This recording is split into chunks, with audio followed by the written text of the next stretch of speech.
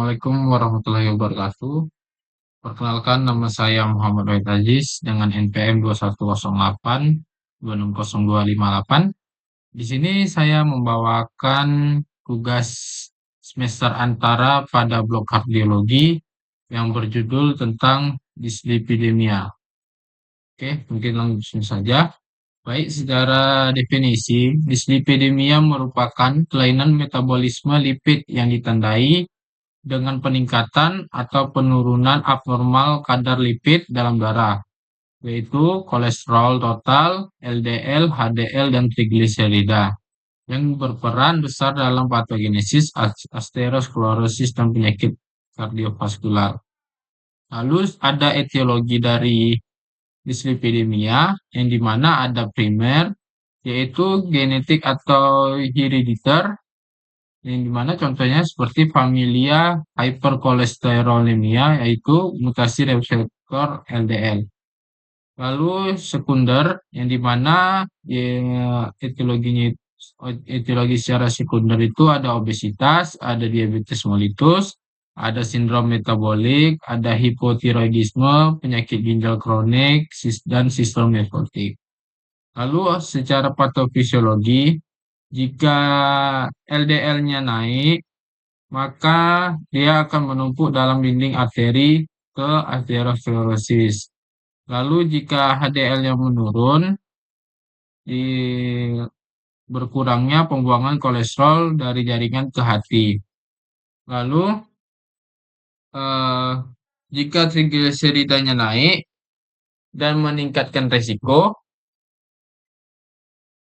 pankreatitis akut. Lalu ada klasifikasi dari dislipidemia, yang dimana berdasarkan profil lipid darah. Yang pertama itu ada hiperkolesterolemia, LDL-nya itu lebih dari 130 mg per dl. Lalu ada hipertrigliseridemia, yang dimana TG-nya itu lebih dari 150 mg per dl. Lalu kombinasi atau mixed dyslipidemia, LDL-nya itu naik plus TG-nya pun naik. Lalu HDL rendah kurang dari 40 mg per dl yaitu pria. Lalu kalau kurang dari 50 mg per dl itu wanita. Lalu ada faktor risiko, yang dimana usia lebih dari 45 tahun. Lalu kalau pria lebih dari 55 tahun. Kalau untuk pria itu lebih dari 45 tahun, kalau wanita itu lebih dari 55 tahun. Lalu adanya riwayat keluarga PJK yang prematur, lalu ada juga dia obesitas, yang dimana IMT-nya lebih dari 25, lingkar perutnya lebih dari 90 cm pria, kalau pada wanita itu dia lebih dari 80. Lalu ada juga dia kurang aktivitas fisik. Lalu yang untuk gejalanya itu, ada santoma, yaitu deposit lemak pada kulit tendon.